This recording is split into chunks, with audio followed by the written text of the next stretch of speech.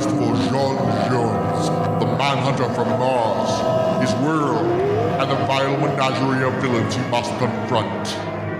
It's been a while since I've done one of these 60 years of Martian Manhunter podcasts, and it seems I was remiss on the first three in casting my net broadly enough to capture the international presence of John Jones. Not a citizen of the United States, but a citizen of the world, which sends us to Australia, which was not only perhaps the first country to ever embrace John Jones stories outside of the US, but also happens to have produced the first comic book to feature him on the cover. While he's credited as Man from Mars, a recolored panel from his first appearance is used on the cover of The Big Four #1, Australia's biggest comic, produced by K.G. Murray. John's co-stars in the book were Superman, Captain Compass, The Legends of Daniel Boone, and Wonder Woman. The series only ran 2 issues, with the final adding a Hopalong Cassidy strip. Even though Australia was the first country to host John Jones after the U.S., it wasn't the last in 1956. Julio Jordan, Detective Marciano, debuted in the Mexican Batman comic Batman el Hombre Murciélago. Issue 31, dated August 1956. Julio Jordan's appearances would continue to be reprinted in that title through issue 242. And in the calendar year 1956, he appeared in issues 33 and 35, which reprinted the stories from Detective Comics number 226 and 227. If I recall correctly, Batman and Detective were bi-monthly titles at that time, so even though El Hombre Murciélago was a monthly title, it managed to cover reprints of both series. Moving on to 1957, in order to accommodate my looking into international comics, I've had to expand beyond the usual resources quoted on one of these podcasts. Specifically, I'm getting a lot of use out of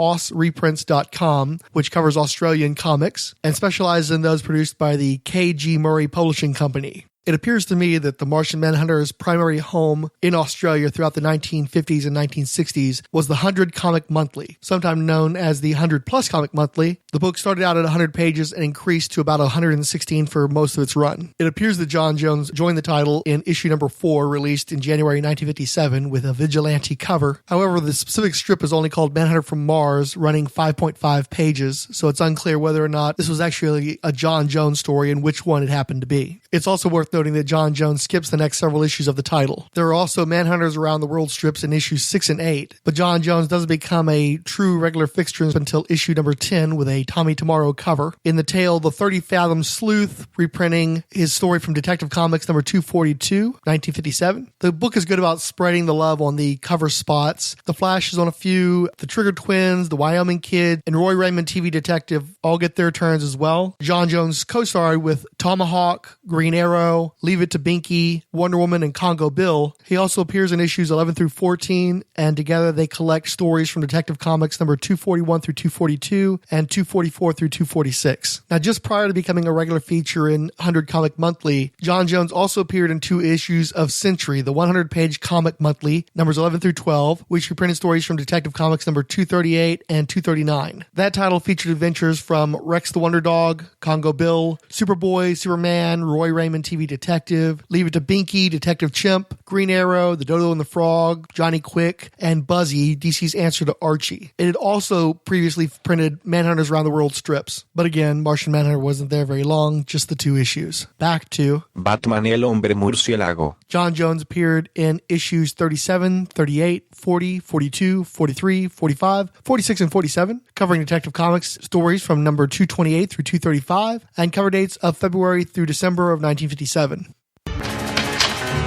Man, you come right out of a comic book.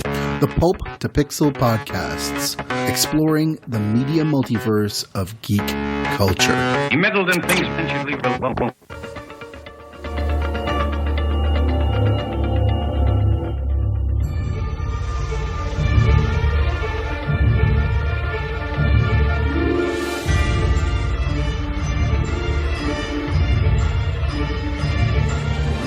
Hello, listeners. I am Dr. G, the man of nerdology. I am the host of the Secret Sagas of the Multiverse, part of the Pulp to Pixel podcasts. Secret Sagas of the Multiverse is a review and discussion show where I and my rogues gallery of co-hosts take on topics related to comic books, superheroes, genre fiction, movies, television, and much more. We look at comics and comic characters across the many different media out there, from original print source material to the recent renaissance of television, movies, and digital media. If you love geek culture as much as we do, then tune in to our semi-weekly podcast series. Episodes of this and other Pulp to Pixel podcasts can be found at pulptopixel.blogspot.com, the Pulp to Pixel podcast Facebook page, through iTunes, or through Stitcher under the Pulp to Pixel podcasts.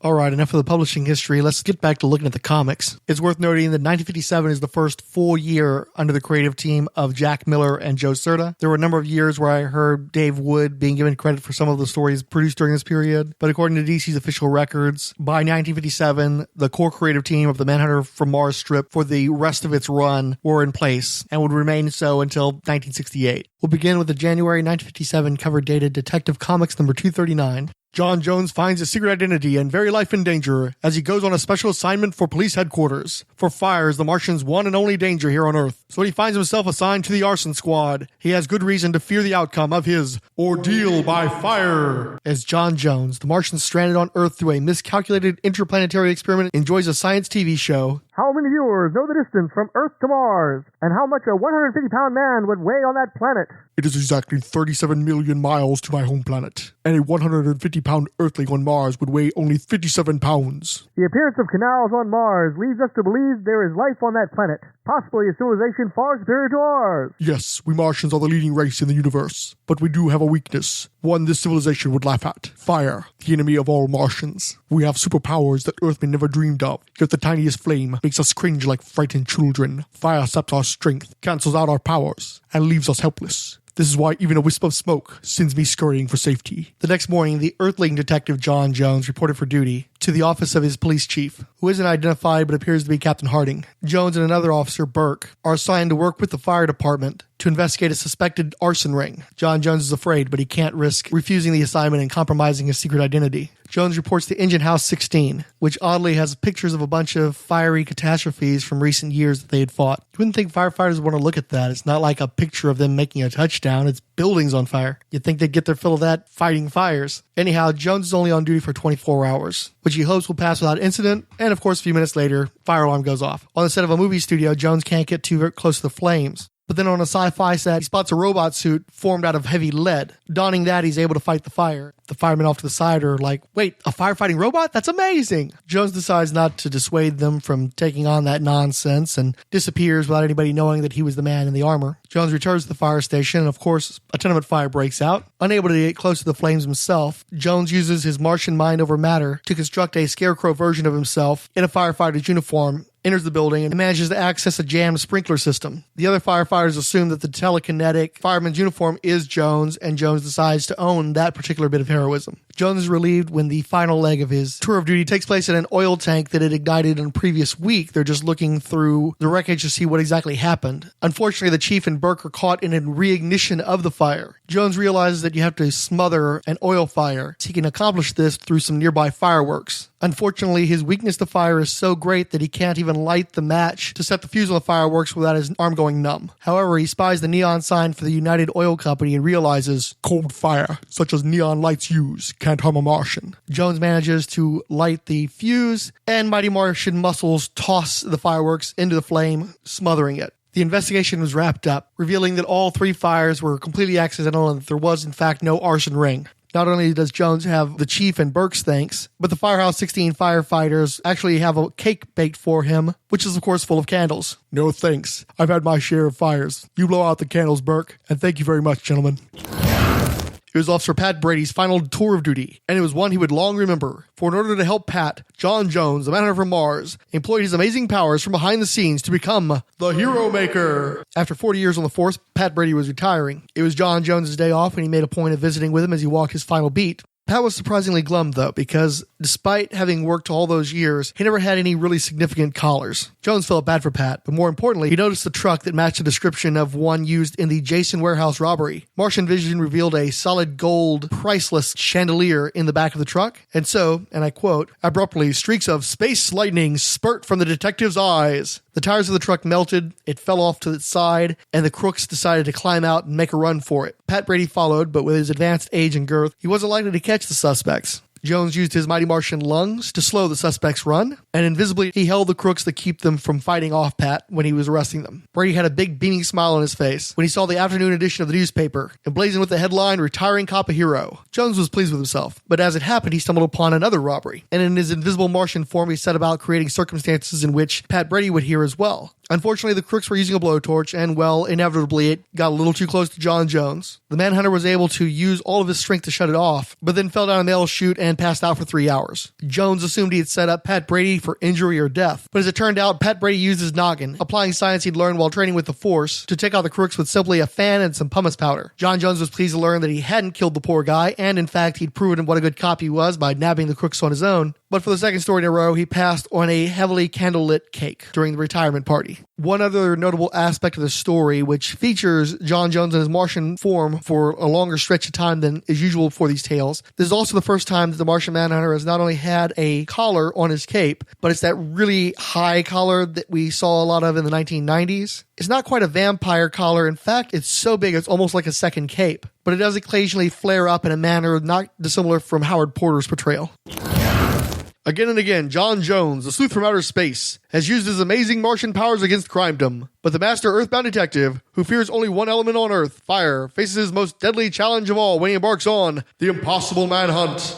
So businesses throughout the city with the name Jones in their title are getting attacked by an arsonist who sends a letter to the police stating, "Down with all men named Jones. I won't stop until every business owned by Jones is burned down. Long live the Smiths." Signed, a man named Smith. So Captain Harding figures he'll assign his own man named Jones to stop the arsonist, even though John Jones is afraid of fire. Didn't I just read this story? The police helps John Jones set up his own art gallery, which they protect through anti-fire measures like asbestos-based paint. Ooh, that's going to come back to bite you on the butt. After an exhibition, a firebomb is thrown through a skylight. John Jones tries to use a fire extinguisher to put it out, not knowing that during the exhibition, the arsonist had switched his fire extinguisher with a can of gasoline. So he actually spreads the fire, but then he uses Martian vision to melt the glass of the skylight to drown out the fire?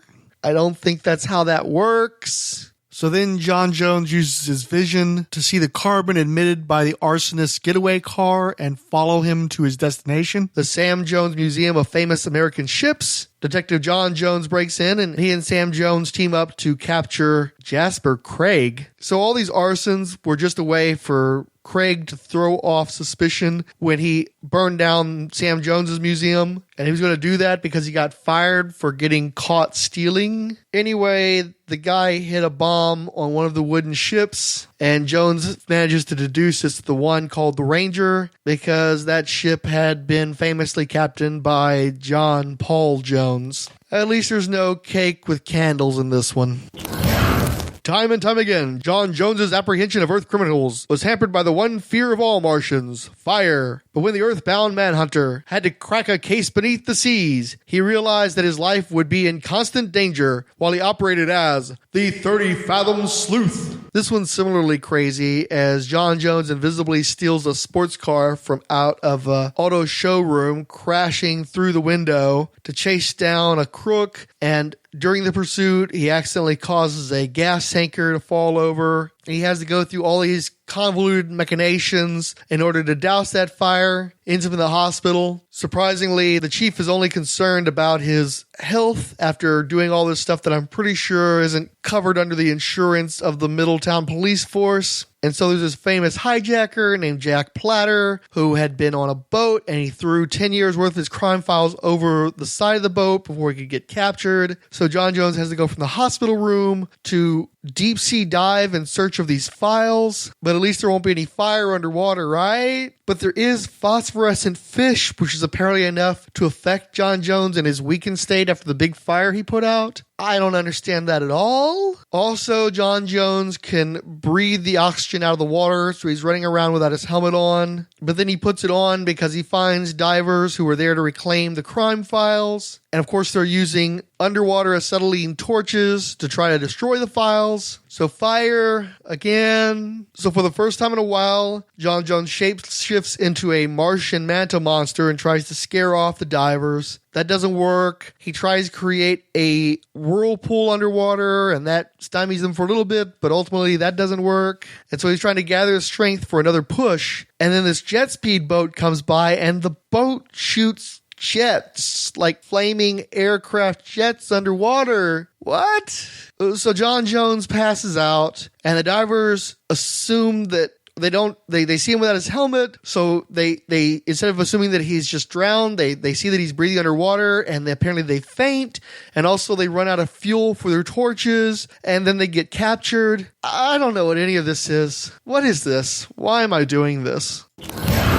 In the past, John Jones, Manhunter from Mars, has used his incredible powers to bring to justice Earthling offenders of law and order. But now, for the first time, his amazing skills are rendered useless as he battles his most formidable adversary in The Criminal from Outer Space. After that pair of dogs, I really needed one of these stories to hit it out of the park, and thankfully, from out of nowhere, Middletown's heroic plainclothes detective hears his Martian name spoken. John Jones. That voice, it sounds like, but it isn't possible. But it is possible, Jones. At long last, I have found a means to wreak my vengeance upon you. It's TOR, the robot criminal of Mars, the most evil Martian creature that exists, striking back at me through space. But how is it possible? Grimly, John Jones recalls the grievous mistake Martian scientists made, building an indestructible robot. The most remarkable robot in existence is finished. No known force can dent or mar its metallic exterior. And its inner machinery will function forever. TOR will serve our planet forever. He is truly indestructible. Even then I felt an ominous twinge of fear when I beheld him. I wonder if even our advanced Martian intellects can cope with such an ingenious creature. But I could not dream of the tragic error that would unleash such an evil thing. The master criminal thought control card, I accidentally fed it into TOR's mechanical brain. Great grief. If he digests those criminal facts electronically, he will function as a criminal. Switch off the control panel quickly. Too late. TOR's absorbed the thoughts of criminals. And it's indestructible. We can't destroy it. Never will I forget those black days that TOR ravaged our planet. Nothing could stop him. We're helpless. Even our deadly cosmic bullets don't penetrate him. In desperation, I even sought use of reason. TOR, we are your friends. We created you. A mistake has made you turn against us. Let us correct your damaged brain. You created me, but I shall master you. TOR will rule your planet and possess all Martian riches. It was hopeless until I thought of the dead planet Turas. Let us hope your plan works, Jones. For days, we've let the word leak out that Martian wealth is being hidden here in this rocket ship from TOR. He's wild with greed. He will try to claim it. And if our plan succeeds, we'll be rid of him forever. It was a great moment when TOR stepped into my rocket trap. Fools! They cannot hide their wealth from me. TOR, you are trapped.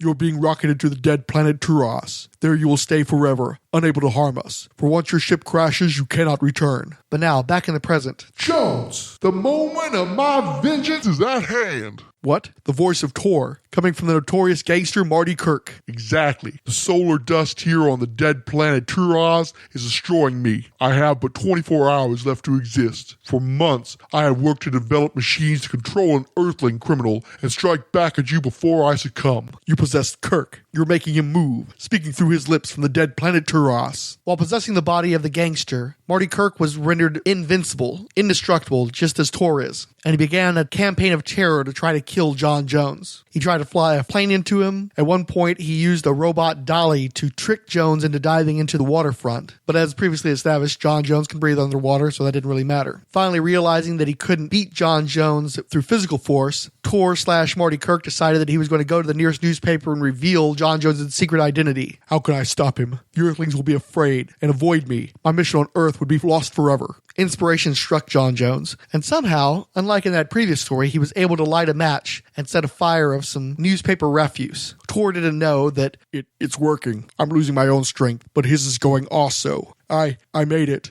TOR's last hour is up. He's finished. I beat him because he didn't know that all Martians are weakened by fire, even robots. Now that he was back to being plain old Marty Kirk, John Jones could bring in his man and it actually be a regular man. My thinking is that the obvious direction to go with these John Jones stories is that you have a police detective who is secretly an alien and has superpowers, and he therefore uses those powers to combat other bizarre menaces that afflict the Earth that are not originating on Earth or not common on Earth. So he should be a detective of the strange. Unfortunately, the writers of the strip didn't see it that way, and instead they made it a strip about mundane crimes that should be easily squelched by a Martian powerhouse, except he's constantly being exposed to fire and muddles through that for 6 pages. So having a story like this that gives you backstory on Mars, that offers an incredible, fantastic villain to fight, and also novelty besides, it's a diamond in the rough, let me tell you. Although I do find it funny that it shows that all that stuff about the Great Evolution from the origin didn't hold up very long at all. We see armed Martian guards firing weapons at TOR. Apparently, Martians covet jewels that can be stolen by a TOR. They're pretty incompetent if they leave master criminal thought control cards around indestructible robots. And we even see one of those primitive wheeled vehicles that strongly resembles an Earthling car that Jones mocked in his origin story. But I don't care. It has a giant robot criminal from Mars. It was fun. And this is the first real groovy supervillain of John Jones's. Plus, he could totally come back. We only know that he was destroyed based on the word of a robot criminal from Mars. And actually, if you check out the blog, I had a commission done by an artist named Sam Lotfi. And it's pretty darn awesome. It's kind of retro, but still offers a different look at this character outside of the basic trappings of DC Silver Age house style. John Jones, master sleuth from outer space, could duplicate and surpass man's greatest feats, but now he was helpless as a babe in arms, for fate had tripped up the famed detective and his out-of-this-world skills when he was forced to perform the 4 stunts of doom. So, okay, bear with me. This is going to be the short version. John Jones goes to vacation in Hollywood, where he meets up with a heretofore unknown buddy of his who happens to be a film producer named Ted Martin. Now, Ted has sunk thousands of dollars into a production that he got through loans, but it involves making a movie with stunts so dangerous that he can't find a stuntman willing to perform them. Now, right off the bat, this premise has a whole lot of holes in it. Why does John Jones know this guy? What kind of movies, even in 1957, could you make for just thousands of dollars? How ridiculously dangerous do these stunts have to be that no stuntman is willing to perform them and no amount of money will turn his head? I'm sorry, this is kind of sounding like a really irresponsible, dangerous producer who probably shouldn't be making movies, but John Jones decides he's going to enable him. He demonstrates that he's capable of pulling off stunts, so the producer's like, yeah, buddy, you can do the stunts for me then. Unfortunately, this movie is called The Firefighters. I'm sure he didn't see that coming. And despite his weakness to fire, in spite of the fact that he's not responsible for the straits his dumb producer friend has gotten himself in, and also there was nobody who's being saved besides the finances of this dude, Jones repeatedly puts himself in danger, combating his greatest weakness in pursuit of stunts. And the worst thing is, he does this by coming up with whole new powers that he hadn't had before, or new ridiculous applications that don't make any sense. But he pulls it off, the picture's saved, and now that movie producer can go on to probably fatally imperil other people with his stupid productions. We're right back into the skunk stories, folks, clearly. Black Canary. I'll need a sparring partner.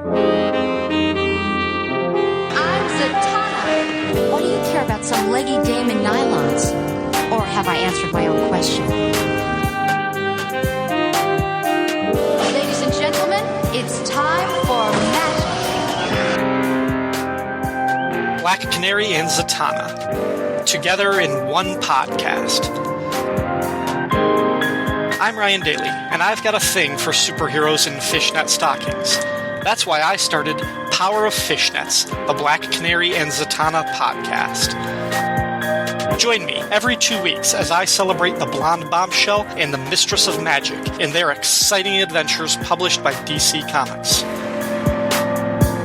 Power of Fishnets, available on iTunes and at fireandwaterpodcast.com. The underworld trembled in awe at the remarkable powers of John Jones, earthbound sleuth from outer space. But now, at long last, the twist of fate had uncovered his one fatal weakness, and the ace detective fell easy victim to the phantom fire alarms. Okay, here's another weird one. John Jones is writing a public bus, and he hasn't happened to notice that there's a gangster on the bus with him, and some dude drops a lit cigarette, which starts a small fire, which causes Jones to immediately pass out and begin muttering about how he's a Martian and fire is his greatest weakness in earshot of the mobster. If you can get past that premise, wait, there's more. So the mobster goes back and tells his buddies everything that he heard, and they immediately believe, oh yeah, John Jones, he probably is a Martian. Let's test this theory. So they start setting fires around him, and he evades them in ways that make them think that he may really be a Martian. So then they begin using Hollywood-style special effects to fake a series of fires to build up John Jones's confidence so that he begins to think that he's actually finally overcome his weakness to fire. Now, the head mobster has been keeping secret files on who's bothered to attend the police benefit fireworks display year after year, and he's noted that John Jones has avoided it previously, but he figures that with his newfound confidence, John Jones will attend this year. He does, and then the mobster Lance Faber lures Jones into the heart of the fireworks, where, of course, they begin to take negative effect on Jones. But even though he totally fainted over a small fire on the bus, he's able to compose himself under this much more stressful circumstance and use his lung power to blow a fireworks deal-a-majiggy, and he knocks out all the gangsters. And then he and the other policemen, because this place is surrounded by policemen, mind, capture the hoods. So the hoods then decide, you tricked us, you made us think you were afraid of fire just to lure my gang out. You're no Martian. A Martian? That's pretty silly talk for grown men, isn't it? Yeah, it is. And while the story makes no sense, the logic is so tortured and the actions of these gangsters are so ridiculous that I'm totally willing to give it a pass because it's just so dumb. It's kind of fun. Diane Meade, the commissioner's daughter, had just passed her probationary policewoman test, and Captain Harding felt that the safest place for her first assignment was alongside his top detective. However, Meade would potentially prove to be John Jones's female nemesis. Diane had specifically requested to work with John Jones because of his penetrating eyes and intelligent features. John Jones had just captured jail escapee Tiger Rafferty by using his Martian angle vision to see Rafferty around a corner and then passed immaterially through a wall to capture the fellow. Jones was concerned that he wouldn't be able to use his Martian powers around Diane Meade, but agreed that she would be safest in his care. And she is kind of pretty as Earth girls go. Of course, one of the first things Diane does as soon as they start going off together is light up a cigarette. Jones manages to talk her into putting it out through some bogus rule about the behavior of probationary officers. I didn't know about that rule. And please, call me Diane. That's not against regulations, is it? The pair were off to the Barnes Museum to investigate the theft of an invaluable jeweled African mask. Jones immediately suspects it was an inside job, performed by two assistants, Morris and Scanlon. And his Martian supervision confirms that the pair still has microscopic traces of black lint on their faces from when they wore masks to perform the job. Diane could tell that John had picked up a scent and questioned him about it. Unfortunately, Jones's answering her questions meant that they were able to be overheard by the assistants. One pulls a gun on Meade, and the other one pulls a Hal Jordan on John Jones, dropping what looks like an entire totem pole on the poor guy's head, which I suppose was vulnerable in human form. It took him a while to revive, and his head was still aching afterward. The pair are briefly trapped, giving the hoods a chance to get away. John spends a lot of time thinking about how, if only she wasn't around, he could use his powers. It doesn't help that Meade's a sharp cookie with a little bit of an attitude. She almost immediately picks up on the use of supernatural powers in her presence, but Jones is able to offer reasonable explanations to put her off the scent. Jones talks Meade into splitting up to try to capture the hoods, giving him a chance to dematerialize into my Martian form and follow them at unearthly speed. The sleuth from outer space flies over the city, locates the getaway car, and then it shows off yet another new power. Sonic vibrations that I emit will render them unconscious and dazed. Then I'll make us all invisible. John scoops the pair up and flies away. Now look at the surprise of their lives. I've recomposed their molecular structure so that they can pass through walls unseen, as I can. John Jones secretly dumps the men in one of their apartments, where Diane Meade has been keeping watch. They begin to rouse, assuming that they'd been in a car accident and had wandered back to one of their homes. John Jones and Meade bust into the house and arrest the men. We tracked them down, and I'm so glad to be in at the climax of the case. It's been a real thrill working with you, Detective Jones. I'm sure we'll be seeing a lot of each other. Later, back home, her eyes sparkle so when she looks at me, even if she does create a dreadful dilemma. I must admit it's fun having her along on a case. Yet would her eyes sparkle if she saw me in my natural guise? Sigh. A Martian on Earth can lead an awfully lonely existence. when I was first getting into Martian Manhunter in the late 90s, I had a relatively easy time picking up the character's adventures from the Bronze Age forward. I read a lot of his Justice League stuff, and then, of course, you had JLA Year One, and the Martian Manhunter ongoing series all coming out within a couple of years of my taking a serious scholarly interest in the character. And I was also able to pick up issues of House of Mystery relatively cheap on eBay and at conventions. In reading those stories, John Jones often comes off as basically an asexual character, or at least doesn't appear to be attracted to human beings. In my mind, I tended to have a very strong sense of him being of another species and not really entertaining romantic thoughts toward humans. And with Diane Meade being reintroduced around that same time, their relationship was shown as being friendly but with some friction. Meade had a tendency to point out how odd and distant John Jones was most of the time. So it was very interesting for me to read this story probably 15 years or so into being pretty hardcore to this character and finding that in this initial story, there was definitely an attraction between the two characters. In fact, more than likely, this story existed as part of the widespread effort at DC to proof their comics from overreading by the likes of a Frederick Wortham, or maybe they just felt the need to have some actual dramatic tension of a more personal and emotional nature in one of these strips. And it's the sort of thing I would usually make fun of, but the fact is Diane Meade is just so blasted cool. Right from out of the gate, she's smart and she's sassy and she's capable. John Jones keeps trying to sidetrack her and she keeps going back toward the case and figuring stuff out as he's trying to obscure things from her. And it's great to see another character actually get under John Jones's skin. So many of his relationships are so surface level. He's just a cop who does a good job. Everybody appreciates the good job he does. And then that's kind of all there is to a lot of these stories. And like a lot of stories, this one hangs on a gimmick. In fact, this exact gimmick would be used again in 1959's The Crime Conjurer, which I read many years earlier than this story. When I was looking for Martian Manhunter rogues, I had a bit of a cognitive dissonance when I realized that this was probably the first time it was used in the strip, making it that much more special. But the point of my bringing it up is while it is a good hook, that doesn't matter because the whole story is carried on the interaction between John and Diane Meade. They work great together, and while it would take a little while for Diane Meade to return, it really isn't a surprise that she became a regular fixture on the strip. She is very much the Lois Lane of these Silver Age stories, and she's such fun that of course readers wrote in and wanted to see her again. Detective Comics number 247, cover dated September 1957, featured a better than average example of a story type that's already becoming a formula for the strip that's only 2 years old at this point. The Impossible Messages sees John Jones investigating perfume smugglers, which leads him to a fireworks factory, and coded messages in a particular type of firework that projects variations on the U.S. flag in the air. What makes this story bearable is the little tweaks throughout that set it apart from other stories of its like. For one, Jones repeatedly consults an undercover police operative who is unfortunately never named, but is giving him all sorts of underworld information. John Jones spends a lot more time in his Martian form using superpowers in this tale than typical, at least for the time, and he once again shows the power to dematerialize the atoms of his body and rematerialize elsewhere, essentially teleporting. This one's cropped up a number of times in these early stories, so it's funny how people conveniently forgot powers that in their time was fairly unique to the character, and today make him seem like a one-man version of the X-Men. For instance, there's a sequence where Jones is trapped in a ring of fire, so he dematerializes, passes through the pavement, and ends up hiding out 30 feet under the ground amongst pipes and such, which reminds me of old Kitty Pryde stories I read back in the day. It's also nice that Jones actually says dematerialize instead of some other weird random phrase or word that doesn't actually apply to what he's doing. Finally, the story ends on a cute note with John Jones having to appropriate a couple of water pistols, which he used to fly up and take out several stars in the American flag fireworks to misdirect the smugglers. But still, at its heart, it's an amusing variation on a story we've already read several times in this strip.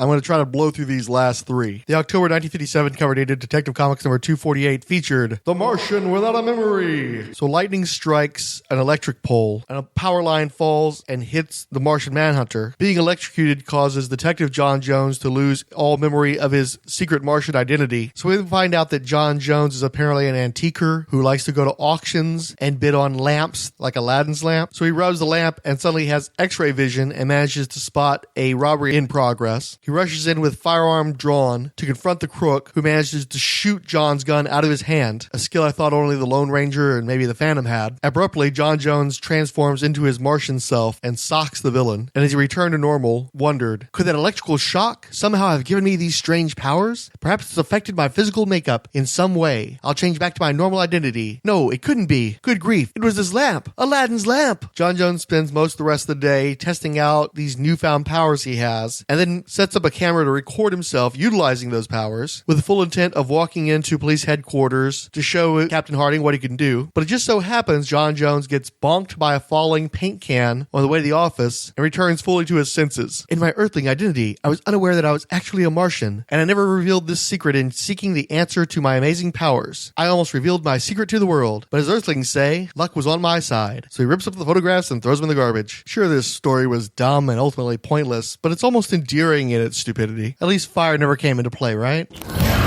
The life of the governor was at stake, and only John Jones, the sleuth from outer space, could utilize strange and secret powers to thwart the would-be assassins. But to do so, he had to become the target for a day. So the governor of whatever state John Jones works in, who as far as I can tell is only ever identified as John, and looks kind of like FDR, has a rock thrown through his window with a note attached. If the execution goes through the night, your life will be forfeit tomorrow. Reprieve Carlson. Captain Harding tries to convince the governor to lay low, but the man is just firm in his principles. He's unwilling to kowtow to the Carlton gang, so John Jones uses his shape-shifting abilities to become the governor, and therefore acts as stand-in during public events. Following Carlton's execution, gang members try to kill the faux governor, but Jones discreetly uses his powers to reveal their presence and have them arrested. This happens several more times, and the major difference is the scale. At one point, you have a small airplane flying over the governor's car, firing a machine gun at him, which is then struck by lightning. At another event, a bomb was planted, but ultimately John Jones sees to the arrest of all the villains. The end. Can you imagine John Jones with his fantastic Martian powers being unable to complete a case to which he has been assigned? Hard to believe, isn't it? Yet this is exactly what happens when the super sleuth becomes the stymied sleuth. So once again, John Jones walking down the street. Some workers are on a scaffold outside a building. A plank falls off the scaffold, hits John Jones in the head. This time John Jones was aware and used telepathy to make sure it didn't hit him very hard. But since they played fast and loose with how vulnerable he is in his human form anyway, what does it matter? Because Captain Harding happened to be watching outside his window this accident, he orders John Jones to stay in bed even though he'd already given John Jones an assignment, and John Jones had never let an assignment get away from him yet. So the gimmick of this story is Jones has to keep sneaking out the hospital without being detected by a particularly nice nurse, solve elements of the crime, and then return to the hospital before anybody notices he's gone. Mostly the episode just serves to demonstrate his powers, including some new ones, like the ability to project radar beams through water, and the major twist is that John Jones is invisibly stuck on a small airplane, which once again, just 1 month later, is also struck by lightning, which then causes a fire, which saps the Martian Manhunter's powers. So Jones has to show his piloting skills, forcing his plane to clip a water tower to put out the flames so that he can then use his powers to land the plane. Captain Harding then shows up back at the hospital to let John know, "I've got some good news for you too, Jones. Ganges and his hoodlums were captured. But what's wrong? You look disappointed." "Well, Captain, this is the first case I was assigned to that I won't get credit for cracking." The end. So there were some good stories this year, some not so good stories. And one thing I've been meaning to do for a while, and you'll be able to see it on the blog, is I'm setting up a poll where you can vote on your favorite stories from 1955, 1956, 1957. I'll be throwing links up on the Twitters, so you guys, pile on. Let me know which of these early Martian Manhunter stories you like the best. And hopefully at some point sooner rather than later, I'll have the energy to tackle another year of these things. Your ego betrays you. Will you not listen to reason? This won't end well for you. We received retweets from the 108th Sage, Alan Middleton, Ange, the Anti-Fascist, Between the Pages, Cash Flag, Charlton Hero, Coffee and Comics Blog, Comic Reflections, Count Drunkula, Danilo Santiago, Darren Rue Sutherland, DCU Movie Page, Dr. G Nerdologist, Ed Moore at Teal Productions, Fantastiverse, Glenn Walker, Jacob Edwards, Joseph Crawford, Keith G. Baker, King Size Comics, Giant Size Fun Podcast, Cord Industries, Kyle Pettit, Luke Dobwalker, Mark Sweeney, Max Romero, Michael Wagner, Mr. Morbid, Not Guano Man, Oscar Blue Devil, Randy Caldwell, Ryan C. at Trash Film Guru, Scott Bachman, Siskoid, Cinedalia Scarecrow, Trucker Talk Podcast, and Warlord Worlds Podcast, as well as favorites from the 108th Sage, Anti-Fascist, Cash Flag, Charlton Hero, Coffee and Comics Blog, Comic Reflections, Comics Couplets, Count Drunkula, Danilo Santiago, Darren Rue Sutherland, David Golding Artist, Dr. G, Ed Moore at Indie Comics Fan and Teal Productions, as well as Ed Moore Jr. at Miskatonic, Inigo Montoya, Fantastiverse, Glenn Walker, Illit Records, It's Plastic Plastic Man, Jacob Edwards, Joseph Crawford, Carl Disley, King Size Comics, Giant Size Fun, Cord Industries, Kyle Pettit, Longbox Graveyard, Luke Dogwalker, Marty Light, Max Romero, Michael Bailey Podcasts, Michael Wagner, Mr. Morbid, Not Guanaman, Oscar Blue Devil, The Power of Fishnets Podcast, Randy Caldwell, Scott Bachman, Son of Cthulhu, Sin, Trekker Talk, and Warlord Worlds. And I'm realizing we really need to do a Merry Marvel Marching Society for the Martians after all. But thanks to all those folks whose names I already read twice. We receive Follow Fridays from Comic Reflections, Glenn Walker, Scott Bachman, Son of Cthulhu, and Trekker Talk. I figure this episode's long enough, so we'll cover comments next time. Podcast listeners should feel free to leave a comment on one of our blogs, either the Umbrella Rolled Spine Podcasts or the specific Idlehead of Diabolu blog. Both are available quite easily through Google searches. You can also shoot me a tweet at Commander Blanks, that's BLANX. Thank you for listening.